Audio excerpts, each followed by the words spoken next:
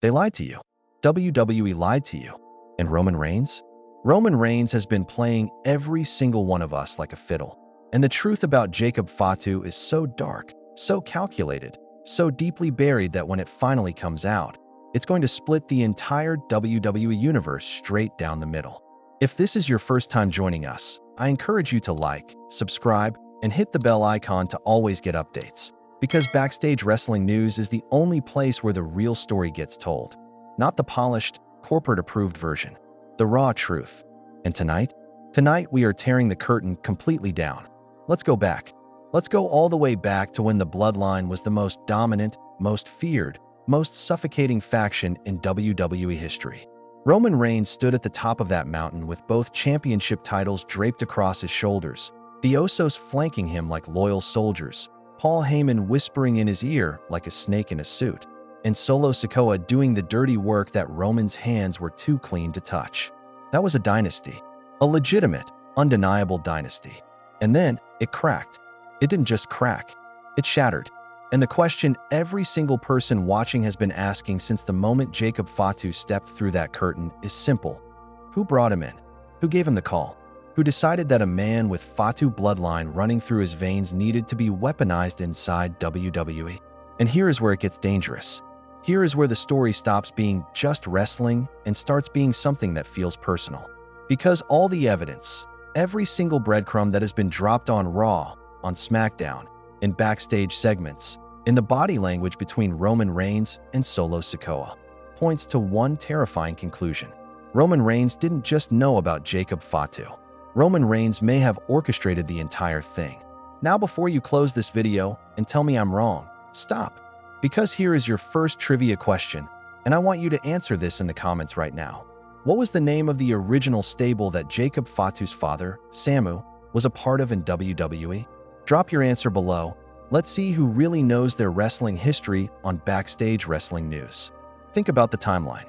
Roman Reigns disappears. He steps back. He takes his so-called sabbatical and lets Solo Sikoa seize control of the bloodline. Now on the surface, every analyst, every commentator, every so-called expert said the same thing. Roman was done. Roman was scared. Roman had lost his grip. But what if that was the plan?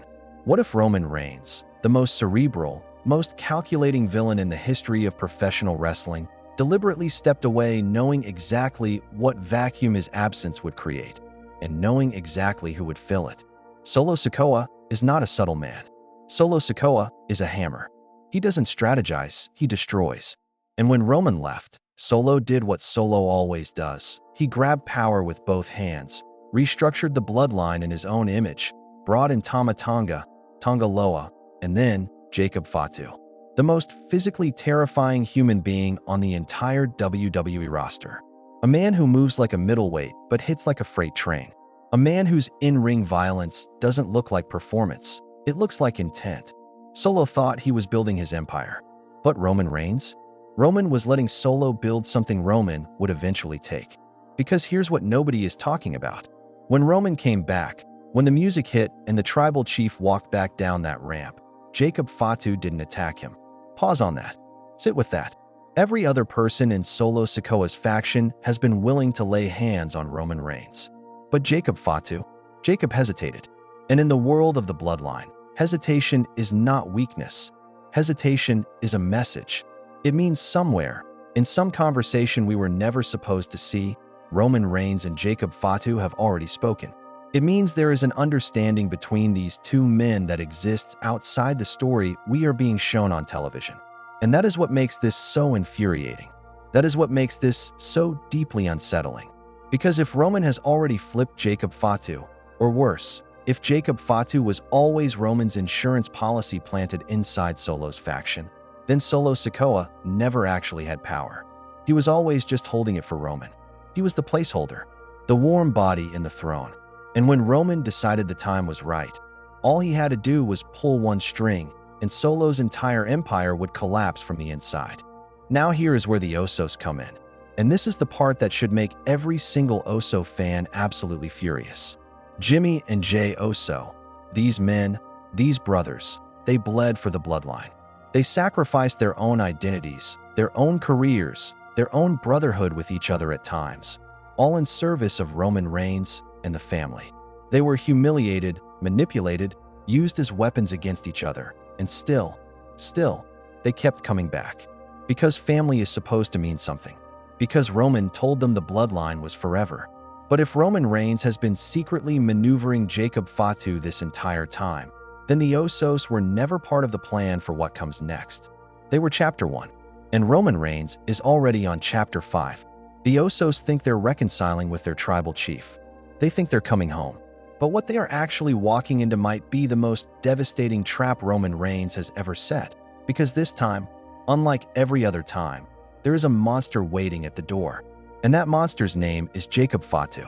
Here is your second trivia question, and I need you to answer this one in the comments immediately. How many times did the Usos hold the WWE Tag Team Championships together throughout their career? Let me know below, and while you're at it, tell me whether you think the Usos will survive what's coming or if Roman is about to discard them like everyone else who has ever trusted him. Because that is the real question underneath all of this. That is the beating heart of this entire story. Roman Reigns has built his entire legacy on one principle. Everyone is a tool, and every tool has an expiration date. Heyman was a tool. The Usos were tools. Solo is a tool. And if Jacob Fatu is indeed Roman's embedded agent, his sleeper within the new bloodline, then Jacob is the most dangerous tool Roman has ever crafted, because nobody saw him coming. Nobody thought to look at the quiet giant standing behind Solo Sikoa and ask whose side he was really on. And let's talk about what this means for the future, because Night of Champions is approaching, because the landscape of WWE power is shifting faster than it ever has, and because Roman Reigns cannot afford to come back and simply reclaim without a statement. Roman doesn't do quiet. Roman doesn't do subtle reclaims. Roman makes examples. And if Jacob Fatu turns on Solo Sikoa, if that moment happens on the grandest stage possible with Roman Reigns standing at the top of the ramp, arms wide, soaking in the carnage he engineered, it will be the single greatest long-game heel maneuver in WWE history. Not because it's shocking, but because in hindsight, every single sign was there. The hesitation, the glances, the moments where Jacob Fatu's loyalty to Solo seemed just slightly, just barely, less absolute than it should have been for a man who was supposed to be Solo's most trusted weapon. Roman Reigns did not come back to rejoin the bloodline. Roman Reigns came back to reclaim it. And he is not asking for it back. He is taking it. And anyone who stands in the way, Usos included, is going to find out exactly what it means to be discarded by the tribal chief. The Usos thought they were coming home. What they don't know, what they can't know yet, is that home has already been given to someone else. And that someone else has been waiting in the shadows this entire time, sharpening his edge, biding his time, preparing for the moment Roman Reigns gives him the signal. The bloodline civil war isn't over. It never was. It just moved underground.